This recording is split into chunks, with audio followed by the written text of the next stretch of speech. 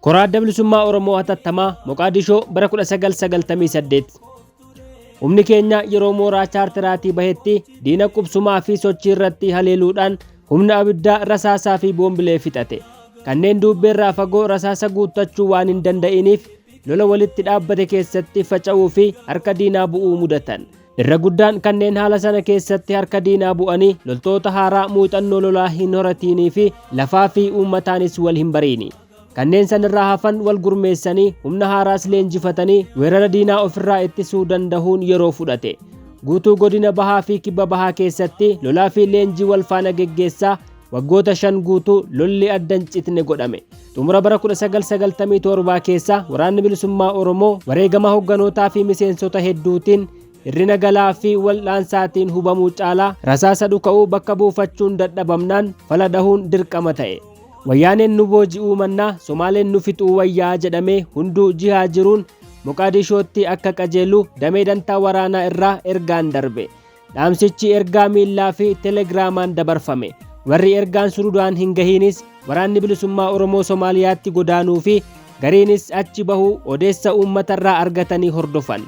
Haala sana keessatti kanneen qunnamtiin irraa cite waan godhan dhabuun faca'anis ni turan. Dheerinni karichaa yeroo gannaa yeroo sitti sunaamiin waan tureef roobaa fi dhoqqeen akka malee ulfaatoo turan kan laggeen gurguddoon guutan ta'uun beelaa fi dadhabbiin diinaan karaatti walitti dirmuun hidhattoonni biyyaa humna xinnaa fi dadhabaa lafa hin beekne yoo argatan qawwee irraa hiikkachuuf miidhaa geessisuun bakki itti deemamuu Somaaliyaan ofiifuu biyya bulchiinsa ititaa hin qabnee fi walqoodanii hidhannoodhaan kanneen wal dura dhaabbatan ta'uun amnicha hadhaawaa taasise. Hangi jabaate sanunda danda'atee fi irra aanee daangaa yommuu cehutti humna Huseen Faaraa IDD'n walitti bahe. Moqaadishoo irra guddaa baay'idhawaa fi magaalota xixinnoo daangaatti dhiyaatan kan harkaa qaban humna deeggartoota isaa turan. Akka yaadda'ame utuu hin tahin simatanii murnoota waraana bilisummaa Oromoo wal duraa duuba karaa garagaraa seenanis walitti fiffidanii qubsiisan. Booda Moqaadishootti dabarsan. Gareen leenjistootaa, gareen qunnamtii telegiraamaa fi humni ittisa duubbee Jaalbobbaasaa Gadaan durfamuudhaan kibba Oromiyaa Booranatti akka qajeelan murtaawe. Dadhabbii fi daadarkaa cimaa booda nagaan gahanii humna zoonii kibbaatti dabalaman. Hoggantoonni gariin humna wajjin Somaaliyaa seenan, gariin hidhannoo malee Keeniyaa seenan. Booda hunduu Somaaliyaa Moqaadishootti wal gahan. Rakkina achitti nu mudate bakka biraatti irra bal'ifnee ilaalla. Haa ta'u malee Huseen Haydidii fi gosti isaa Hawwiyyaan galata guddoo nu biraa qabu. Gaafa rakkootti fira dhugaa nuuf tahan hanga humna isaaniitti nu gargaaran malee homaa nu hin gaafanne. Somaalee dhaquun humna waraana bilisummaa Oromoo kan daadarkaawee akka qabsatu gochuu fi dhiyeessiin guutamee fi gurmaawee akka biyyatti deebi'u akeekkachuun ture. Akka adda bilisummaa Oromoottis hogganni keenya falmaa irratti wareegamuu fi keessaa fi alatti qoqqoodamuudhaan hoggansa waloo kennuu irratti rakkoon mudate kan furmaata jaarmaa barbaadu ture. Walga'iin akka ta'u murteessuudhaan yaaminsi godhame. Miseensota waajjira siyaasaa dirreen turiin kanneen biyya alaa turan keessaa Galaasaa Dilboo duwwaan dhufe kaan hafan. Godina dhiyaarraa Jaallan Daawud Ibsaa fi Abbaa Caalaa Lataatu argame. Ameerikaa fi Awustiraaliyaa fi Kanaadaarraa bakka bu'ootiin jaarmee adda bilisummaa Oromoo hagi tokko argaman. Lakkoofsi hirmaattotaa irra guddaan miseensotaa fi qondaalota waraana bilisummaa Oromoo tahanii korri hatattamaa adda bilisummaa Oromoo Moqaadishoo mana jaala keenya Muhammed Hajiitti caamsaa 12 hanga 18 bara 1998tti tahe. Muhammed Hajii tabaroo warraa fi maatii isaa mulqee alaamana isaa mooraa waraana bilisummaa Oromootti jijjiiree nu qubachiise. Dhaaba guutuutu mataa fi maatii isaa irratti jigfate. Galanni addi bilisummaa Oromoo Jaal Muhammed Hajii yookiin injineeriif qabu olaanaa fi kan seenaan qabsoo bilisummaa Oromoo cimsee yaadatuu qabudha. Ijoollummaatti warri isaa fudhatanii Somaaliyaatti waan godaananiif nama achitti guddatee fi baratedha. Waa'ee Oromoo irra guddaa seenaan beeka, ammoo warra beeku caalaa dadhabeef.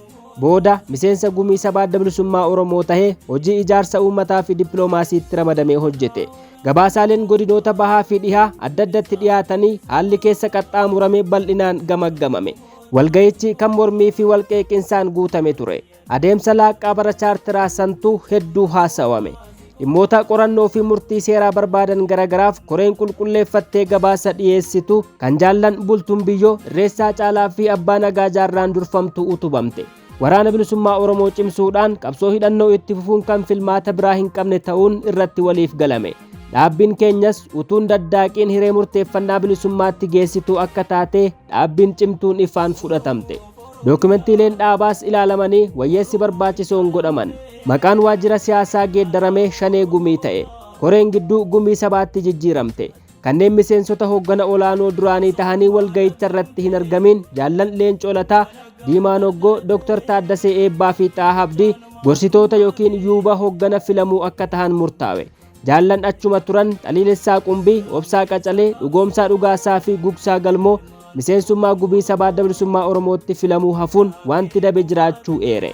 Korri kun miseensota Gumii Sabaa Hayyuu Duree, Ittaanaa Hayyuu Duree fi miseensota Shanee Gumii file.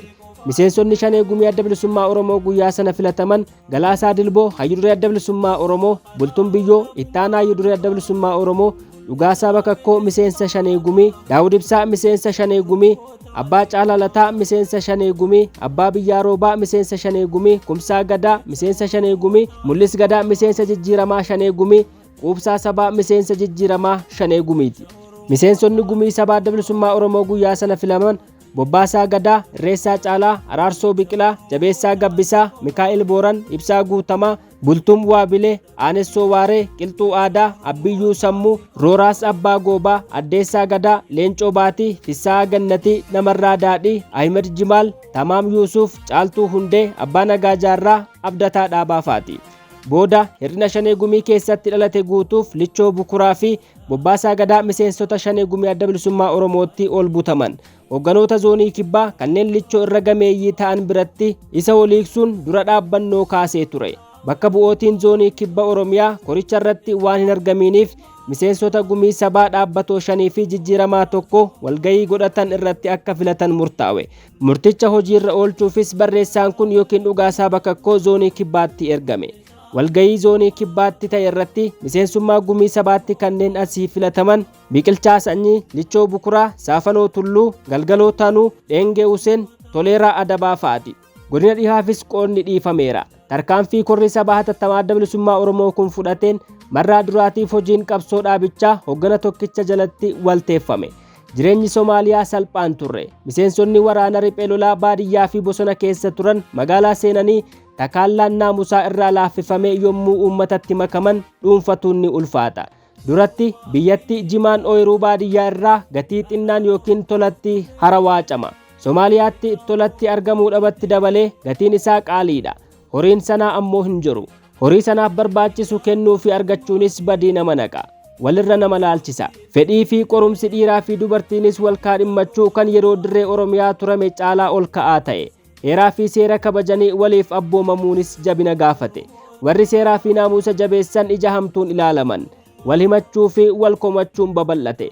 Bobbaan gara biyyaatti godhame haala qilleensaa fi tarkaanfii diinaan gufachuunis hamilee tuqamuu uume. Haala akkasii keessatti jijjiirraan Hayyuu Duree Adda Bilisummaa Oromoo mudate. Warra jireenya magaalaa mi'eeffatanii fi wal kaadhimmatan biratti dirqama dirreetti bobbahuu fudhachuun ulfaate. Waltajjiin hogganaas Moqaadishoorraa Asmaraatti jijjiirame. Jeequmsi dhalate Shanee Gumii Abaa'oo fi qaama ce'umsaa Abaa'ootti adda bahame. Walgayii Gumii Sabaa kan jijjiirraan Hayyuu Duree irratti godhame irratti yeroo ji'a 6 keessatti korri sabaa akka ta'u kan murtaawee ture utuun danda'amiin hafee waggaa 5 booda bara 2004 keessa korri sabaa sadaffaan geggeeffame. Warri qaama ce'umsaa Abaa'oo walgayii godhatanii addatti of ijaaran. Diinni fucha argatee wal irratti duuluutti yeroo fi humni qisaasame. Miseensotaa fi uummanni gidduutti roora'an. Kun bakka biraatti daran babal'ifamee ni kaafama. Kora sabaa Adda Bilisummaa Oromoo sadaffaa.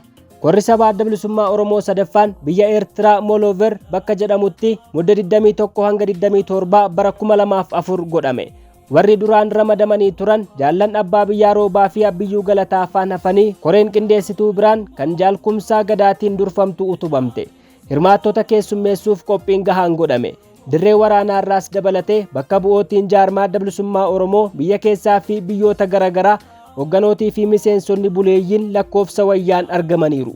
Korri kun qaama ce'umsaa Adda Bilisummaa Oromoo wajjin waldhabbiin ture osoo hin furamiin ta'e. Kanneen duraan turan utuu keessaa hin hafin Gumii Sabaa fi Shanee Gumiitti hogganoonni haaraan filamaniiru. Jaallan Abbaa Biyyaa Roobaa, Quubsaa Sabaa fi Bobbaasaa Gadaa filmaataa ala of godhan. Kanneen kora hatattamaa Adda Bilisummaa Oromoo irratti yuubamanii turan Xaahaa Abdii fi Dr. Taaddasaa Eebbaa miseensummaa Gumii Sabaa Adda Bilisummaa Oromootti filaman.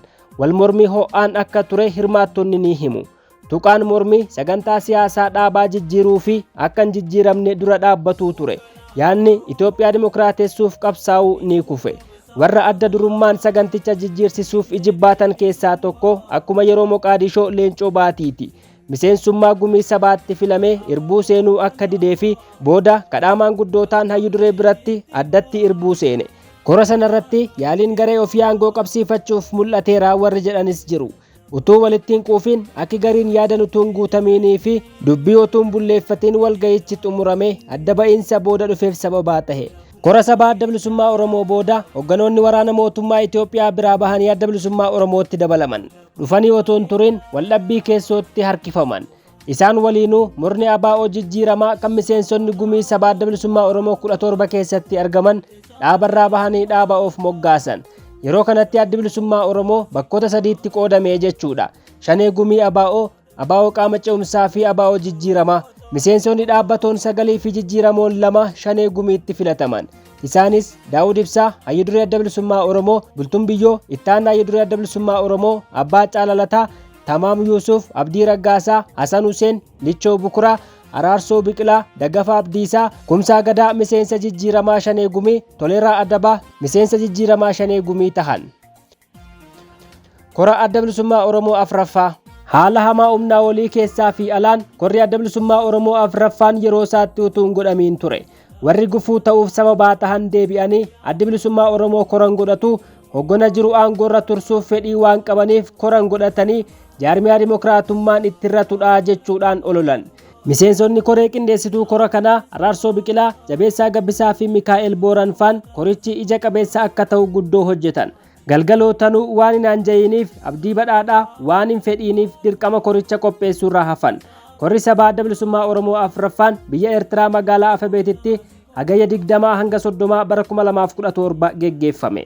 Korichi walumaa galatti miseensota gumii sabaa 85 of keessaa file. Miseensota adda bilisummaa Oromoo hojii laf jalaa biyya keessaa magaalotaaf godina kibbaa fi godina dhihaaf qoodni dhiifame. Kanneen hojii laf jalaatti bobbahan nageenya isaaniif jecha maqoota isaanii asirratti tarreessuun dhiifame. Gumiin sabaa adda bilisummaa Oromoos miseensota koree hojii geggeessituu 15 of keessaa file. Isaanis Daawud Ibsaa, Hayyuu Duree adda bilisummaa Oromoo, Araarsoo Biqilaa, Ittaanaa Hayyuu Duree adda bilisummaa Oromoo, Abdii Raggaasaa, Dhugaasaa Bakakkoo, Shugguut Galataa, Yaddii Abdul Shakur, Gaashuu Lammeessaa, Odaa Xasee, Mikaa'el Booran, Jabeessaa Gabbisaa, Dheengee Huseen, Toleeraa Adabaa, Atoomsaa Kumsaa, Saamiyaa Usmaan, Ibsaa Naga'oo fa'aadha. Korri sabaa adda bilisummaa Oromoo afraffaan gaaffii kora waamuu deebisee barruulee dhaabaa irra deebi'ee ilaaluun wayyeessa feesisu godhee imaammataa fi qajeelfama feesisu dabarsee fi hoggana haaraatti filee haa ka'u malee kanneen mudaa isaatti quba qaban jiru. Komiileen dhalatan hirmaattonni korichaa kanneen koreen qindeessituu sirnaan yaamteen alaa dabalamuun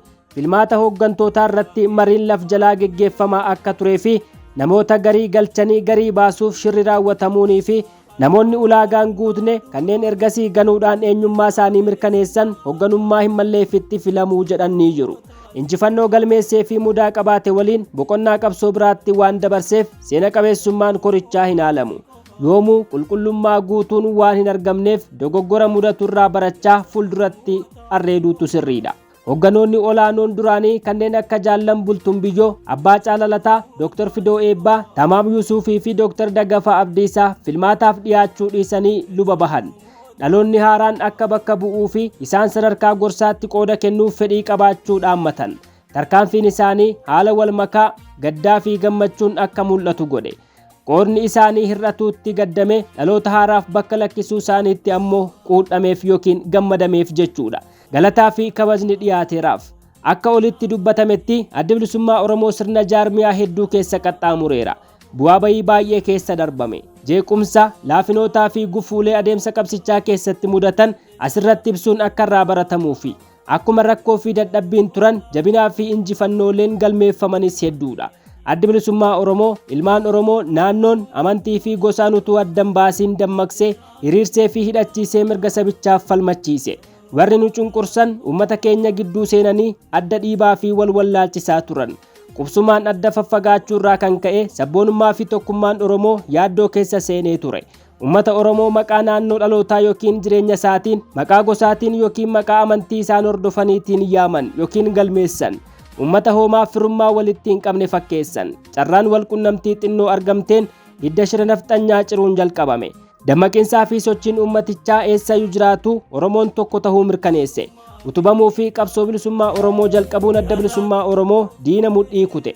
Ijoolleen Oromoo utuu wal hin qoodinii fi walirraa hin qoollifatiin hadhaa jireenya dirree qabsoo irraa hirmaatanii wareegamaa fi injifannoo waliin dhandhaman. Kabajaa sabichaa deebisuuf wareega lubbuu baasurraa kan of hin qusatne ta'uu waadaa waliif seenan. Waadichas hojiin dhugeessan. Loqoda afaan Oromoo naannoo hundaa wal barsiisuu fi walteeffachuu yaaluun aadaa fi gadaan Oromoo akka hin dhabamne walii fi uummatas barsiisuun deebi'ee akka latu taasisan. Amantiin Oromoon hordofu kamuu kan kabajamuu fi ija qixaan ilaalamuu qabu ta'uu barsiisan. Addi bilisummaa Oromoo afaan Oromoottiin dubbatamuu duwwaatu hin taane yaalii hayyoota Oromoo gabbisee akka ittiin barreeffamuu fi ittiinis hojjetamu godhe. Seenaa Oromoo kan barreeffamee fi maanguddootaan himamu qoratee fi walitti funaanee galmeesse.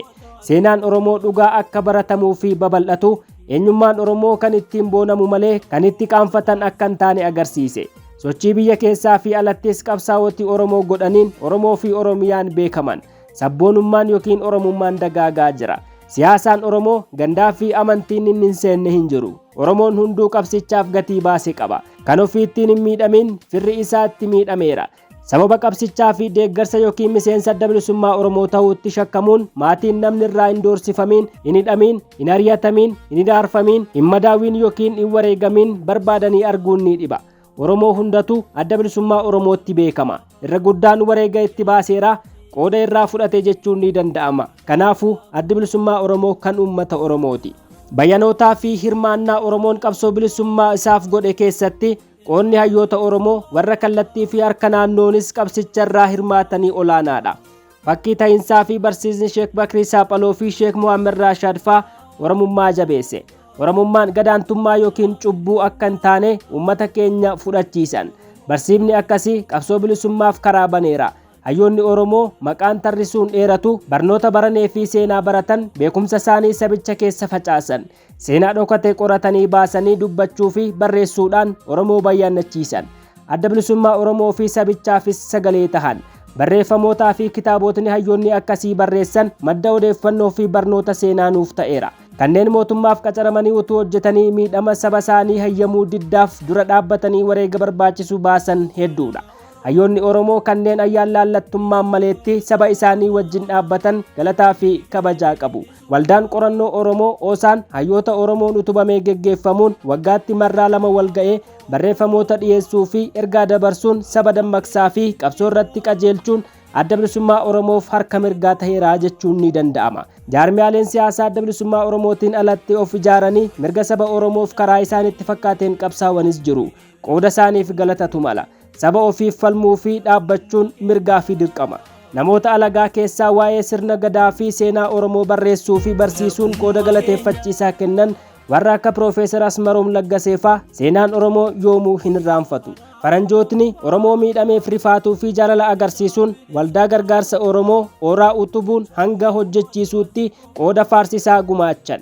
Gareen tinnisa Oromo Support Group dursuun roorroo mootummaan Itoophiyaa uummata Oromoo irraan gahu saaxiluu fi dura dhaabbatuun shoora guddaa taphatan. Adda bilisummaa Oromoof tumsa guddaa tahan. Isaan keessaa kanneen hiriira duraa irratti argaman hanga tokko maqaa dha'uuf Adde Qabbanee Waaqoo yookiin Boonii Holkom, Gaaner Hasselblatt, Raadiger Jantis, Lever Tureemaanii fi Soonjaa Von H. Boorn fa'a.